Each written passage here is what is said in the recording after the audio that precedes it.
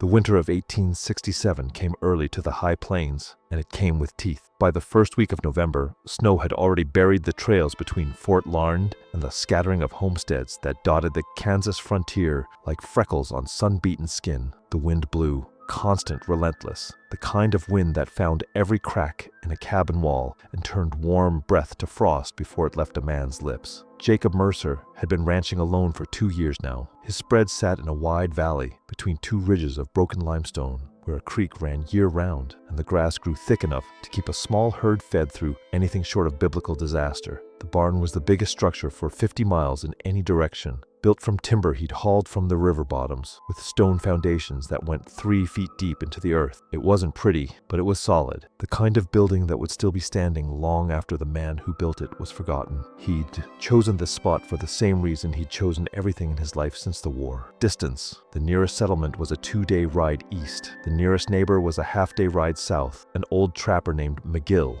who came and went with the seasons and minded his own business with a kind of discipline that Jacob respected deeply. Out here, a man could breathe. Out here, the memories of what he'd done at Shiloh and Chickamauga faded to background noise, like the wind itself. Always there, but easy enough to ignore if you kept busy. And Jacob kept busy. There was always work on a ranch, fences to mend, horses to shoe, hay to cut and store. He'd learned early that idle hands led to dark thoughts, and dark thoughts led to the whiskey bottle, and the whiskey bottle led to places he'd promised himself he'd never visit again. So he worked, dawn to dark, 7 days a week, until his muscles ached, and his mind was too tired to remember the things it wanted to forget. The morning he found the boy, Jacob had been repairing the north fence line. The cattle had been pushing against it for weeks, testing the posts, wearing down the wire. He was 3 hours into the work, hands numb despite the leather gloves, breath coming in the white clouds that the wind tore apart before they could form. He almost missed the shape in the snow. It was small, dark against the white, half buried in a drift at the base of the limestone ridge. At first he thought it was a coyote. They'd been coming down from the hills more often as the winter tightened its grip, desperate and bold enough to approach the ranch in daylight. He reached for the rifle on his saddle. Then the shape moved, not the quick, darting movement of an animal, a slow, trembling shift like someone trying to rise but lacking the strength. Jacob squinted against the glare of sun on snow, felt his stomach drop. It was a person, a child, a boy, maybe 10 or 11 years old, wearing nothing but a thin deerskin shirt and leggings that were torn and crusted with frozen blood. He was Cheyenne. Jacob could tell by the cut of his clothing, the pattern of the beadwork on his moccasins, what was left of them. One was missing entirely. His foot was bare, the skin a terrible shade of blue-gray that meant frostbite had already set in deep. The boy's eyes were open, but they had the glassy, unfocused look of someone who'd stopped fighting the cold. He wasn't shivering anymore. That was the dangerous part. When the shivering stopped, it meant the body had given up trying to warm itself. It meant death was close, maybe an hour away, maybe less. Jacob dismounted and knelt beside the boy. Up close, the damage was worse than he'd thought. The child was starving. His cheekbones stood out like blades beneath skin that had gone gray with cold and malnutrition. His ribs were visible through the torn shirt. He'd been out here for days, maybe longer, surviving on nothing and heading nowhere. There was a moment,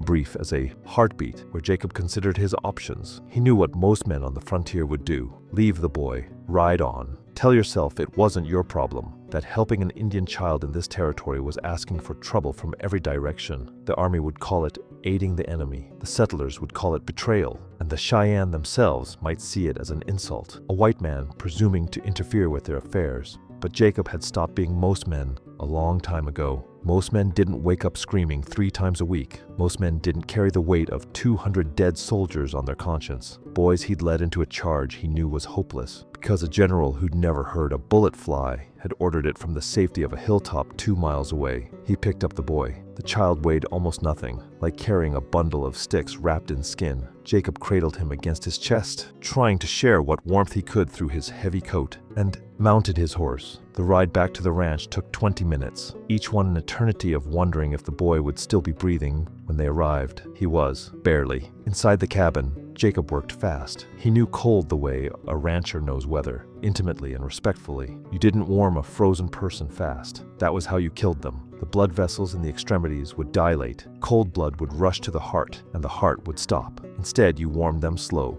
Core first. Blankets. Warm water, not hot. Time. He stripped the boy's ruined clothing and wrapped him in every blanket he owned. Heated water on the stove until it was just above body temperature and used rags to apply it to the boy's torso, his neck, his armpits. The extremities he left alone for now. The foot was bad. The fingers on his left hand were bad. Those problems would have to wait until the core was warm. For 3 hours, Jacob worked, warming water, applying it, checking the boys, breathing, his pulse, the color of his lips. Slowly, painfully slowly, the signs improved. The blue-gray pallor gave way to something closer to normal. The breathing deepened. The eyes, when they opened briefly, showed recognition, fear, confusion. Then they closed again. By nightfall, the boy was sleeping. Real sleep, not the deadly unconsciousness of hypothermia. His skin was warm to the touch, his breathing regular, his pulse steady. Jacob covered him with one more blanket, stoked the fire, and sat down in the chair by the window. He'd saved the boy's life. That much was certain. But what happened next was anything but. The Cheyenne boy woke at dawn. His eyes opened all at once, alert and wary,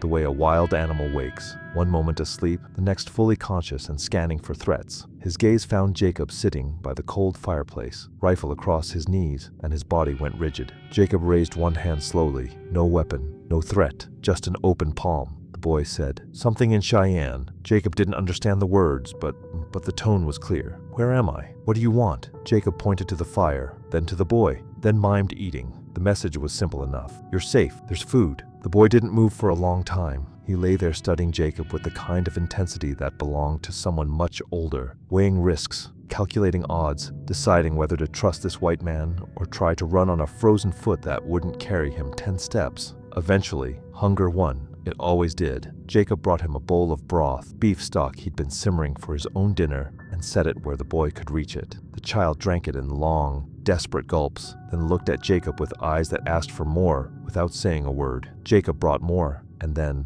more. The boy ate like someone who hadn't seen food in a week, which was probably close to the truth. Between bowls, he studied Jacob's cabin with quick, darting glances. The rifle, by the door, the knife on the table, the windows, the exits, the distances between each one, planning escape routes, even while eating. Jacob respected that. It showed training, discipline. Someone had taught this boy to survive, even in situations that seemed hopeless. That kind of teaching came from a people who understood that the world was not kind, and that the only defense against its cruelty was preparation. Over the next 3 days, a strange routine developed. Jacob went about his ranch work, fed the horses, checked the cattle, repaired what needed repairing. The boy stayed in the cabin, healing. His foot was worse than Jacob had hoped. 2 toes were black with frostbite. They'd have to come off eventually, or the rot would spread. But for now, warming and cleaning the wound was all that could be done. On the 2nd day, Jacob came back from checking the herd to find the boy standing by the window, watching the landscape with an expression that mixed longing with something harder, loss. The look of someone who'd been separated from everything they knew and wasn't sure any of it still existed. Jacob had seen that look before, in the mirror mostly. After the war, after the things he'd done, after the life he'd known had been burned away and replaced with something smaller and harder, he left dried meat and a fresh pot of water on the table and went back outside without a word. Sometimes the kindest thing you could do for someone in pain was to give them space to feel it privately. By the 3rd day, the boy had started moving around the cabin with more confidence. His foot was still wrapped and useless, but he'd fashioned a crutch from a broom handle and was navigating the small space with determination. He'd also found Jacob's spare shirt and pulled it on over his own torn clothing, a practical decision that Jacob noted with approval. That evening, the boy spoke his first word of English. "Name?" He pointed at Jacob. Jacob Mercer." The boy touched his own chest. "Seohe." He paused, searching for the English equivalent. "Little Hawk." Jacob nodded. It was a start. Over the following week, communication grew. Little Hawk's English was limited, but functional, the product of contact with traders who passed through Cheyenne territory. He spoke in fragments, filling gaps with gestures and expressions that conveyed more than words. Through these broken conversations, Jacob learned the boy's story. Little Hawk's band had been attacked by soldiers 3 weeks earlier, a dawn raid, the kind of surprise assault that the army had perfected against the Plains tribes. Most of the warriors had been out hunting. The soldiers struck the camp when it was mostly women, children, and elders. They burned the lodges, killed the horses, scattered the people into the winter landscape with nothing but what they carried on their backs. Little Hawk had been separated from his family during the chaos. He'd run south, then east, then north, following instincts rather than any plan. He'd eaten whatever he could find, mostly nothing. When Jacob found him, he'd been wandering for 11 days. 11 days. A 10-year-old boy, alone in winter on the high plains, with no food, no shelter, and no way to know if his family was alive or dead. The fact that he'd survived at all was remarkable. The fact that he'd kept going, kept moving, kept refusing to give up, was something else entirely. It was the kind of stubbornness that either killed people or saved them, with no middle ground. Jacob listened to the boy's story without interruption. When it was done, he sat quietly for a long time, staring at the fire. He thought about the soldiers who'd attacked the camp. They were probably good men, some of them, following orders, doing what they believed was necessary. That's what he'd told himself during the war, too, following orders, doing what was necessary. It hadn't helped then. It didn't help now. The 12th morning after finding Little Hawk, Jacob stepped outside to find the world had changed. They stood along the ridgeline like ghosts, made solid by the morning light, warriors on horseback, motionless against the gray sky, their breath and their horse's breath rising in twin columns of white vapor. They covered the eastern ridge, the western ridge, and the high ground above the creek. Everywhere Jacob looked, more riders materialized from the morning a mist. He counted, lost count, started again. 200, maybe more. Cheyenne warriors in winter war dress, with lances and bows and a few rifles taken from dead soldiers. Their faces were painted for war. Their horses were painted for war. Everything about them spoke of violence ready to be unleashed. And they were all looking at his barn. Jacob's first instinct was to reach for his rifle. His second was to stop himself.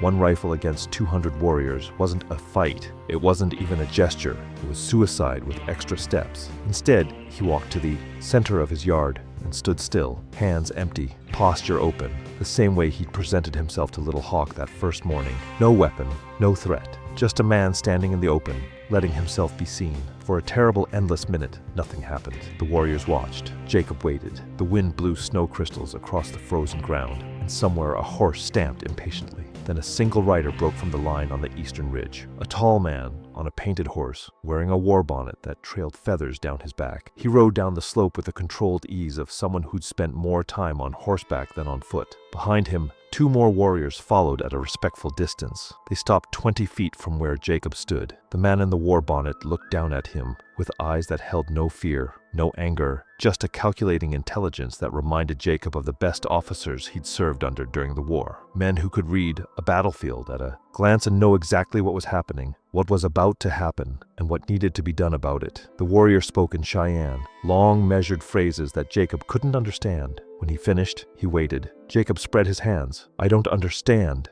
I don't speak your language." One of the warriors behind the chief rode forward, younger, maybe 25, with a face that bore a long scar from forehead to jaw. He spoke in English, rough, clear. War Chief Red Cloud asked the white man about the boy. The boy called Little Hawk. "You have him? He's inside, healing." The translator relayed this. Red Cloud's expression didn't change, but something shifted in his posture. He asked another question. "How long?" 12 days. Found him in the snow, half dead. Brought him here, fed him. Warmed him. His foot is bad. Frostbite. He'll lose 2 toes, but he'll live. The translator spoke to Red Cloud. This time the chief's reaction was visible. A slight tightening of the jaw. A breath held and released. The kind of controlled emotion that came from a man who didn't show feelings easily, but felt them deeply. Red Cloud asked something else, his voice harder now. He asks, "Why? Why did you help a Cheyenne boy? You are white. We are enemies." Jacob thought about how to answer. There were a dozen diplomatic things he could say, strategic things, self-serving things that might make this situation less dangerous. But looking up at 200 warriors who could kill him in seconds, he decided that honesty was the only currency worth spending. Because he was a child, because he was starving and freezing, because I've seen enough death in my life to know that adding to it when you can prevent it is a sin that follows you forever. He paused. I don't care what nation he belongs to. A child is a child. The translator conveyed this slowly, choosing his words in Cheyenne with obvious care. Red Cloud listened. His eyes never left Jacob's face. When the translator finished, the silence stretched. Then Red Cloud dismounted. He was taller than Jacob had expected, well over 6 feet, with the build of a man who'd been a warrior his entire life. He walked forward until he stood an arm's length from Jacob. He spoke a single word. The translator said, "Show me." Jacob led them to the cabin. Red Cloud ducked through the doorway, followed by the translator. Inside, Little Hawk was standing by the fire, leaning on his makeshift crutch. When he saw Red Cloud, his composure shattered. The controlled, calculating boy Jacob had come to know dissolved into a child. He spoke rapidly in Cheyenne, his voice breaking, tears streaming down a face that had been set like stone for 12 days. Red Cloud knelt and gathered the boy to him. He held him for a long time without speaking, one hand on the back of Little Hawk's head. The war chief's expression, so controlled before, cracked open for just a moment, revealing something raw and fierce beneath. Then it closed. Again, locked back behind the mask of authority that leadership demanded. He released the boy and examined the injured foot with careful hands. He looked at the splint, the bandages, the jar of salve Jacob had made from tallow and herbs. He checked the boy's ribs, his color, his eyes. A thorough examination that spoke of someone who understood injuries and knew what competent care looked like. Then he stood and turned to Jacob. The translator said, "Little Hawk is the son of Red Cloud's sister, his blood, his family. When the soldiers attacked, the boy was lost. We have been searching for 13 days. Many believed him dead. His mother has not stopped crying since the attack." Red Cloud spoke again, longer this time. His voice had changed. The hard, commanding tone of a war chief was gone, replaced by something quieter, personal. "Red Cloud says you have done something that cannot be measured. You have saved a child of his blood. You have fed him. You have treated his wounds. You have given him shelter in your home when you could have turned him away." The translator paused, listening. "He says this creates a debt that his people take very seriously. A life debt, sacred." Jacob shook his head. "I don't want a debt. I don't want anything."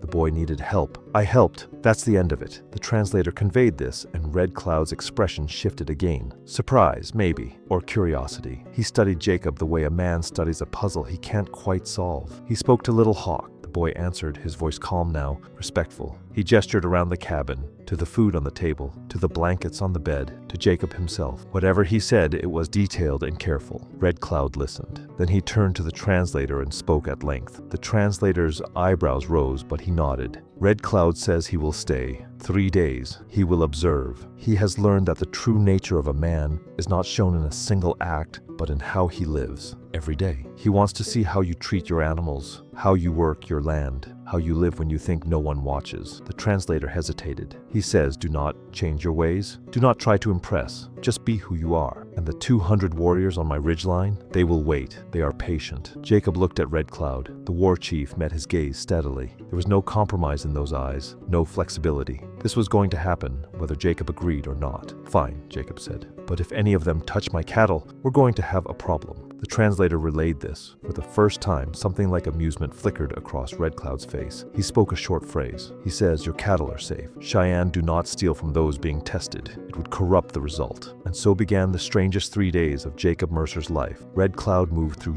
Jacob's world like a shadow, present but unintrusive. He watched Jacob feed the horses and noted how Jacob spoke to them. Soft words and gentle hands. He watched Jacob check the herd, moving among the cattle with the practiced ease of a man who knew each animal personally. He watched Jacob split wood, haul water, repair a section of fence that the wind had damaged overnight. He watched how Jacob treated Little Hawk, the extra blanket he brought without being asked, the way he checked the boy's foot each morning with careful hands, the broth he kept simmering on the stove, always ready when the boy was hungry. Small things, ordinary things, the kind of details that most people would never notice, but that, accumulated over days, painted a picture of a man's character more accurately than any words. Red Cloud spoke very little. Occasionally, he would ask a question through the translator. Simple things. How long had Jacob been here? Where was he from? Did he have family? The answers seemed to matter less than the way Jacob gave them. Directly, without elaboration or excuse, without trying to make himself seem better or worse than he was. On the second day, something unexpected happened. A heavy snow began at noon, and fast, the kind that could bury a ranch in hours. Jacob went out to move the cattle to the sheltered area near the barn. It was hard work in the blinding white, pushing reluctant animals through deepening drifts. Without a word, Red Cloud joined him. The war chief worked alongside Jacob for 3 hours, driving cattle through the snow with a horseman's skill that Jacob had never seen matched. 2 of his warriors came down from the ridge to help. Together, the 4 of them moved the entire herd to safety before the worst of the storm hit. That evening, sitting by the fire while the blizzard raged outside, Red Cloud spoke through the translator for the first time in hours. He says a man who works hard for his animals in a storm is a man who understands responsibility. Cattle are not so different from horses or buffalo. They depend on the one who keeps them. A man who fails that responsibility fails everything. Jacob poured coffee. He'd learned that Red Cloud drank it when offered, black and strong. My father taught me that. Said the measure of a man is how he treats the things that depend on him. The translator spoke. Red Cloud nodded slowly. Then he said something that made the translator pause before translating. He says, your father was wise. He says, among the Cheyenne, there is a saying similar.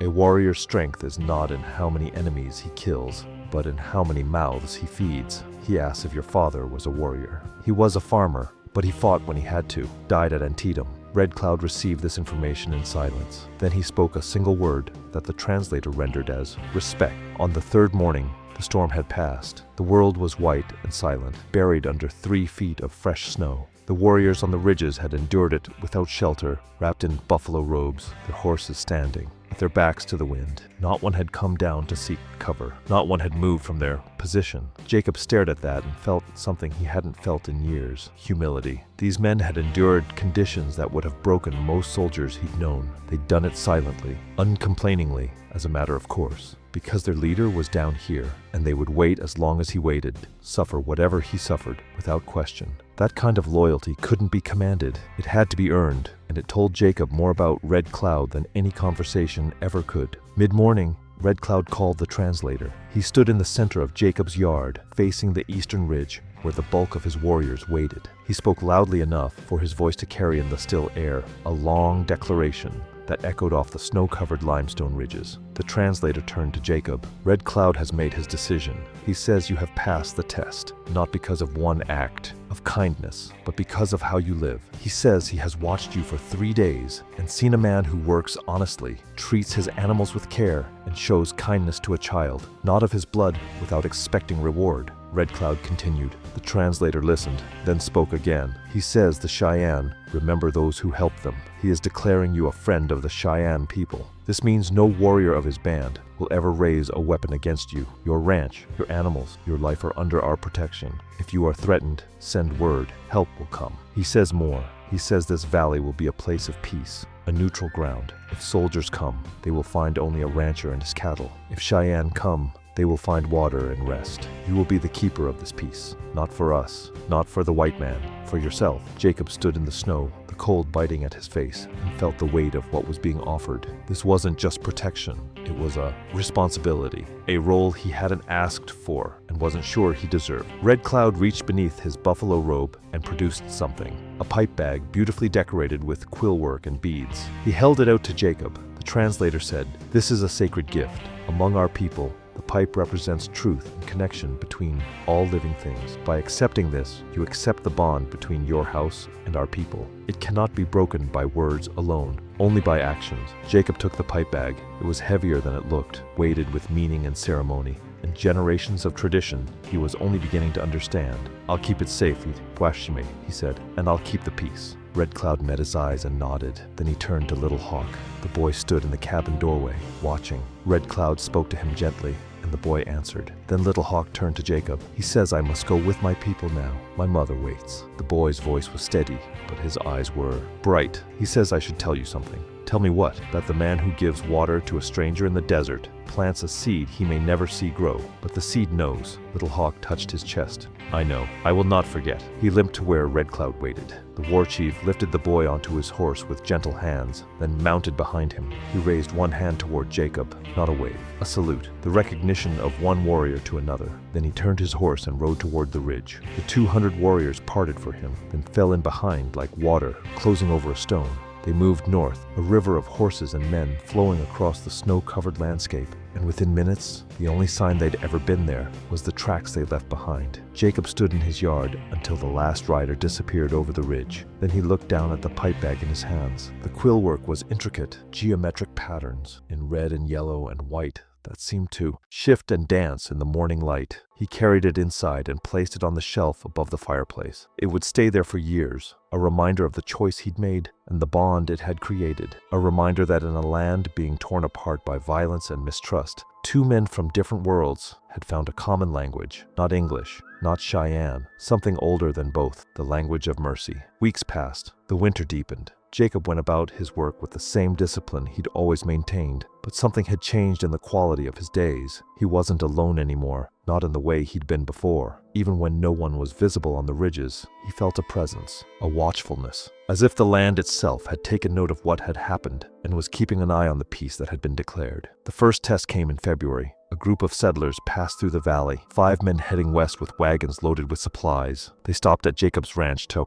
water their horses and ask about the trail ahead. One of them noticed the pipe bag on the shelf. His face changed. "That's Indian work. Cheyenne. By the look of it." "It is," Jacob said. "You trading with them?" "No, it was a gift." The settler's eyes narrowed. "A gift? From Cheyenne? What kind of white man gets gifts from Cheyenne? The kind that minds his own business. I'd suggest you do the same." The tension in the cabin was thick enough to cut. The other settler shifted uncomfortably. The speaker's hand moved toward his belt. "I think real careful about that," Jacob said quietly. His rifle was leaning against the wall by the door, but he didn't reach for it. He didn't need to. Something in his voice, in his stillness, told the settler that this was not a man who bluffed. The settlers left within the hour. They didn't come back. Spring came slowly, the way it always did on the high plains. The snow retreated grudgingly, leaving behind a landscape of mud and new grass and the clean smell of earth waking up after months of sleep. Jacob's cattle had survived the winter in good shape, and the creek ran high with snowmelt. In April, a small group of Cheyenne appeared on the eastern ridge. Not warriors this time, women and children, with a few young men as escorts. They came down to the creek and set up a temporary camp, filling water containers and letting their horses drink. Jacob watched from his porch. After a while, one of the young men approached. He carried a bundle wrapped in hide. "From Red Cloud," he said in careful English, "for the white man who gave water." Inside the bundle, dried buffalo meat, enough to last weeks, a pair of moccasins, beautifully made, sized for Jacob's feet, and a small leather pouch containing seeds. "Prairie turnip," the young man explained. "Good food, grows anywhere." Jacob accepted the gifts with a nod. He filled their water containers from his well and pointed out where the best grazing was along the creek. They stayed 3 days, then moved on. It became a pattern. Throughout the spring and summer, Cheyenne groups would pass through the valley, sometimes a few families, sometimes larger groups moving between camps. They always stopped at the creek. They always left something,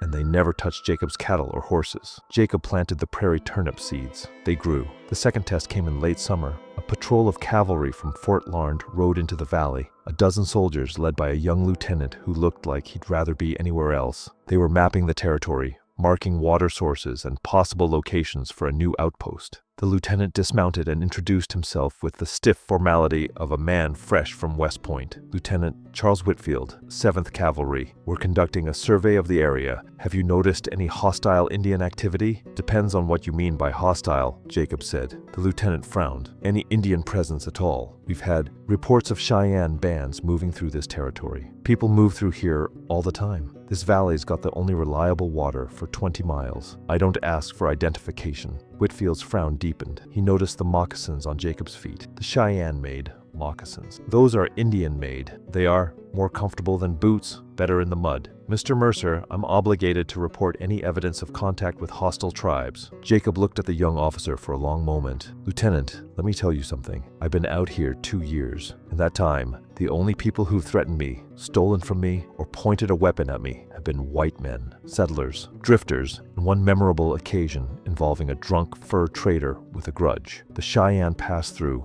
water their horses, and leave. They've never taken a single head of cattle, never damaged a fence post, never so much as looked at my property sideways." He paused. "Now you can write that in your report however you like, but if you're asking me whether I've seen hostile Indian activity, the honest answer is no, I haven't." The lieutenant stared at him. Then he wrote something in his notebook, mounted his horse, and led his patrol out of the valley. They didn't establish an outpost. Years passed. The frontier changed, as it always did, slowly, and then all at once. The railroad pushed west. Towns sprouted where there had been nothing but grass. The buffalo herds, those vast rivers of life that had sustained the plains tribes for generations, dwindled and then disappeared entirely, hunted to near extinction by men who killed for sport and profit and called it progress. The Cheyenne fought. They always fought, but the tide was impossible to turn. Treaties were signed and broken. Reservations were drawn on maps by men who had never walked the land they were dividing. The old ways were dying, and everyone knew it, even those who refused to say it out loud. Through it all, Jacob's Valley remained what Red Cloud had declared it, a place of peace. Cheyenne continued to pass through, though their visits grew less frequent as the bands were pushed further from their homeland. Each time they stopped at the creek, each time they left something, and each time Jacob filled their water containers and pointed out the best grazing. He never saw Red Cloud again. Word came through traders that the war chief had been killed in a skirmish with soldiers near the Washita River. Jacob received the news in silence, standing by the fireplace, looking at the pipe bag on the shelf. Little Hawk came back once, years later. He was a young man by then, tall and lean, walking with a slight limp from the toes he'd lost to frostbite. He rode into the valley on a painted horse and dismounted by the cabin where Jacob sat on the porch. Older now, gray at the temples, but still ranching, still working, still keeping busy to keep the dark thoughts at bay. Jacob Mercer, Little Hawk said. His English was fluent now, smooth and precise. Little Hawk. They stood looking at each other across the years. Then Little Hawk smiled, and for a moment he was 10 years old again, a half-frozen boy drinking broth in a warm cabin while a stranger tended his wounds. I came to tell you something, Little Hawk said. My people are being moved to the reservation. The soldiers say we must go. There's no more fighting to be done. I'm sorry. Don't be sorry. Be remembered. Little Hawk reached into a pouch at his belt and produced a folded piece of leather. He opened it carefully, revealing a painted scene. A cabin in a valley. A man kneeling in the snow, holding a child. Around them, a border of symbols that Jacob didn't recognize, but that clearly told a story. My mother made this, Little Hawk said. She made it the year you saved me. She has told the story every winter since. To my siblings, to their children, to anyone who will listen. The story of the white man who gave water to a dying boy and asked for nothing in return. He handed the leather to Jacob. Keep this. When we are gone from this land, when the buffalo are gone and the old ways are forgotten, this will remain a record, a truth, that not all white men were enemies, that one man, at least, chose mercy. Jacob took the painted leather. His hands were rough, scarred by years of ranch work, but he held it as gently as he'd held Little Hawk in the snow all those years ago. What will you do? He asked. Survive, the way we always have. The land may change, the world may change, but stories don't die, Jacob Mercer. They just wait for someone to tell them again. Little Hawk mounted his horse. He raised one hand, the same gesture his uncle had made years ago. Then he rode north, toward whatever future waited on the reservation, carrying with him the memory of a warm cabin, a bowl of broth, and a man who'd chosen kindness when the world said otherwise. Jacob watched him go, then he went inside and placed the painted leather next to the pipe bag on the shelf above the fireplace. 2 gifts, 2 moments of connection across a divide that most people said couldn't be crossed. He sat down by the fire and thought about the choices he'd made. The boy in the snow, the silence when the soldiers came, the water shared with strangers. Small choices, all of them. Nothing heroic, nothing that would make the history books or change the course of nations, but they'd mattered. To Little Hawk, they'd mattered. To Red Cloud, they'd mattered. To 200 warriors who'd watched a white man for 3 days and decided he was worth trusting, they'd mattered. Maybe that was enough. In a world that was tearing itself apart, maybe the small choices were the only ones that really counted. Not the grand gestures, not the battles, not the treaties signed and broken, just the simple, human decision to help someone who needed it, regardless of who they were or where they came from. The fire crackled. The wind blew outside, carrying the smell of sage and grass and the endless sky. On the shelf, the pipe bag and the painted leather sat side by side, 2 artifacts from a vanishing world, holding a truth that would outlast them both. Jacob Mercer lived another 15 years on that ranch. He never married, never left the valley, never stopped working from dawn to dark, because that was who he was, and he'd promised Red Cloud he wouldn't change. The frontier grew up around him. A town appeared 10 miles east, then a railroad spur, then more ranches filling the spaces between the ridges. New neighbors came, curious about the old man who lived alone in the valley, with a Cheyenne pipe bag above his fireplace and moccasins on his feet. Some called him a hermit. Some called him worse, but those who took the time to sit on his porch and listen to his stories came away changed. Quieter, more thoughtful, as if something in the telling had shifted how they saw the world. He died in the spring of 1889, found sitting in his chair by the window, the painted leather in his lap. The pipe bag was still on the shelf, the moccasins were still on his feet, and the prairie turnip, planted from seeds given in gratitude, was growing wild across the valley floor, as stubborn and persistent as the man who'd planted it. They buried him on the ridge overlooking the creek where he'd found Little Hawk all those years ago. No headstone. He hadn't wanted one, But if you stood on that ridge at sunset and looked at the valley below, you could almost see it. 2 figures in the snow, a canteen of water, a choice made without calculation, without agenda, without any expectation of return. The simplest kind of courage there is. Mercy costs nothing, but it pays forever. If you enjoyed this story, click the video on your screen now to watch another unforgettable tale from the frontier, where courage and choices shape destinies in unexpected ways. Don't forget to subscribe and consider leaving a super chat to help us keep bringing you more stories like these. Your support means the world to us.